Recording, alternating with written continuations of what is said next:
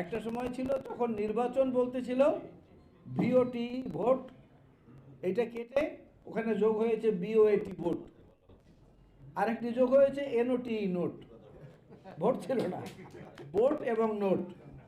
তুরস্কের এরদোগানের দলটির নাম হচ্ছে একে পার্টি, আপনারা জানেন। পাকিস্তানের ইমরান খান সাহেবের দলটির নাম হচ্ছে তেহরিকে ইনসাফ। আর দিল্লিতে কেজরিওয়ালের দলটির নাম হচ্ছে আম আদমি পার্টি। তিনটাই কিন্তু বাংলাদেশের সীমানার বাইরে, বাংলাদেশের ভেতরে না। কিন্তু দেখলাম বৈষম্য বিরোধী আন্দোলনের নেতারা, তারা এই তিনটি দলের আদলে তাদের দল এবং ভবিষ্যৎ কর্মসূচি নির্ধারণের জন্য পরিকল্পনা করছে, এবং সেটা তারা বলেছেন মিডিয়ার কাছে। তো এইটা একটা অদ্ভুত লাগলো আমার কাছে। যেই প্রজন্ম এই মাটিতে জন্ম নিয়েছে, আমাদের আলো বাতাসে বেড়ে উঠেছে, আমাদের মায়ের স্তন্যপান করেছে, বাবার আদর পেয়েছে, ঝড় বৃষ্টি বাদল সব কিছুকে উপেক্ষা করে শীত গরম সব কিছুর মধ্যে দিয়ে এই মাটিতে লালিত পালিত হয়েছে, তাদের কাছে বিদেশি নেতাদের মতবাদটা এত জনপ্রিয় হলো কেন? আমার এটা নিয়ে আসলে খুব দেখার পরই আমার মধ্যে একটা প্রশ্ন জেগেছে যে এটার মূল কারণটা কি। শেখ হাসিনার পলাতকের পেছনে আন্দোলনের চেয়েও বড় যে উপসর্গটি ছিল, সেটা হলো সমাজের যে কোনো স্তরের, প্রত্যেকটি স্তরের এমন কোনো মানুষ ছিল না যে তাদের উপরে অতিষ্ঠ হয় নাই, অসন্তুষ্ট হয় নাই। একদম দিনমজুর থেকে শুরু করে সর্বোচ্চ পর্যায়ের কর্মকর্তা পর্যন্ত কিছু সুবিধাবতী হালুয়া রুটির অংশীদার যারা, তারা বাদে, তাদের সম্মিলিত আন্দোলনের ফসল হচ্ছে এইটা। সেখানে এইটাকে আমরা বিএনপি এটাকে টেনে নিয়েছি প্রায় 1.5 যুগের মতো সময়, এককভাবে আমরা টেনে নিয়েছি। তো এইখানটায় এসে খোঁচাখুচি করা বা অন্য কিছু করা,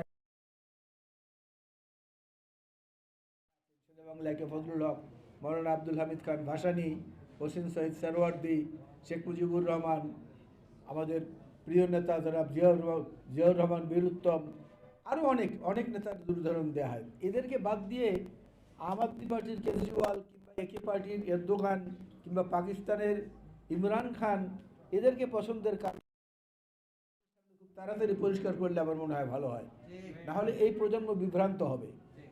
আর যে কাজগুলো হচ্ছে অনেকে সাহস করে বলছেন না। আমি অতি সম্প্রতি একটি টক শোতে বলেছি এবং একটি সভায় বলেছি, কথাটি হলো যে সেনাবাহিনী প্রধান বললেন 624 জন, সম্ভবত এরকম 626 জন ক্যান্টনমেন্টে আশ্রয় নিয়েছেন। আরও যদি জন্য আমাদের কাছে নিরাপত্তা চায়, আমরা তাদেরকেও আশ্রয় দেব। খুব ভালো কথা, মানবতা দেখিয়েছেন। এখন সেই 626 জন কোথায় গেল? কোথায় গেল? পরবর্তীতে কেন জানানো হলো না যে তারা কোথায়? অনেক গুঞ্জন আছে, অনেক রকমের কথা আছে যে বড় বড় কর্মকর্তারা, কেউ সীমান্ত রক্ষী যারা আমাদের আছেন তারা, কিংবা এই সেনাবাহিনীর মধ্যেও যদি কেউ কেউ তাদেরকে পার করে দিয়ে থাকেন, সেটার তদন্ত হওয়া উচিত এবং সেটা প্রকাশ করা উচিত। কারণ যারা মানুষের রক্ত শোষণ করে এই দেশটাকে নিঃস্ব করে দিয়েছে, অর্থনৈতিকভাবে, সামাজিকভাবে, মূল্যবোধগতভাবে, তাদের তো বিচার না করে কোনো উপায় নেই, বিচার করতেই হবে। না করলে সেটা জাতির সঙ্গে প্রতারণা এবং বেইমানি করা হবে। আমরা সেই প্রশ্নটা জানতে চাই। মানুষের মনের মধ্যে ক্ষোভের সবচেয়ে প্রাথমিক পর্বটা ছিল জিনিসপত্রের দাম কিছুতেই কমে না। ঘুম থেকে ওঠার পর বাজারে রওনা করলে বাজারে গিয়ে দেখা গেল গতকালকের 20 টাকার সবজি আজকে 40 টাকা হয়ে গেছে, গতকালকের 200 টাকার মাছ আজকে 500 টাকা হয়ে গেছে। মানুষ অতিষ্ঠ ছিল। আজকেও যদি সেই অবস্থা বিরাজমান থাকে, তাহলে সবার সমর্থিত সরকারের সফলতাটা কোথায়? সেটা জনগণের কাছে বলতে হবে না? গণতন্ত্রের অর্থটা কি? গণতন্ত্রের অর্থটা হচ্ছে আপনার সর্বোচ্চ জবাবদিহিতাটা, এবং এই সর্বোচ্চ জবাবদিহিতাটা একমাত্র রাজনীতিবিদ বাদে আর কারো নাই। ব্যাকরণগতভাবে চিন্তা করে দেখেন, একজন সচিবকে আপনি জিজ্ঞেস করলে সে বলবে যে আমি ফাইলে যেভাবে পেয়েছি সই করে দিয়েছি। একজন পুলিশ কর্মকর্তাকে বলবেন উপর থেকে নির্দেশ ছিল, আমি সেইটাই ডিটো করেছি। একজন সেনাবাহিনীর কর্মকর্তাকে বলবেন যে আমার হেডকোয়ার্টার থেকে আমার উপরের বস যেটা বলেছেন আমি সেইটা করেছি। একমাত্র রাজনৈতিক নেতৃবৃন্দের কাছে গিয়ে আপনি দাঁড়িয়ে জিজ্ঞেস করতে পারেন যে এমপি সাহেব বা নেতা, কি হলো, আমি এটা পেলাম না কেন?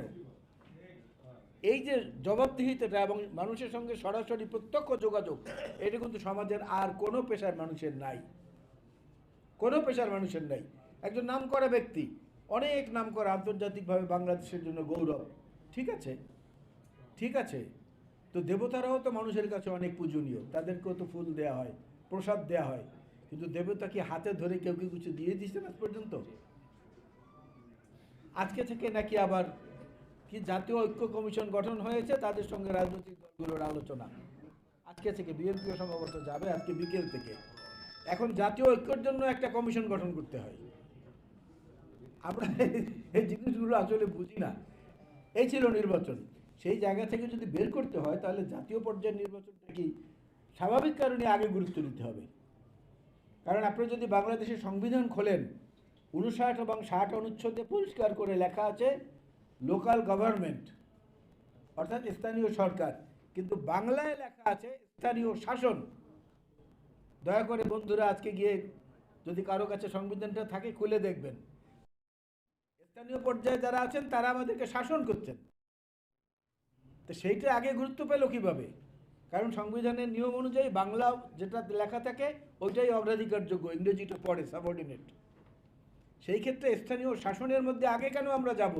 আমরা যাব স্থানীয়, তাকে পরবর্তীতে দেখা যাবে জাতীয় প্রশ্নে, যেটা জাতীয় সংসদের নির্বাচন, সেই জায়গাটায়।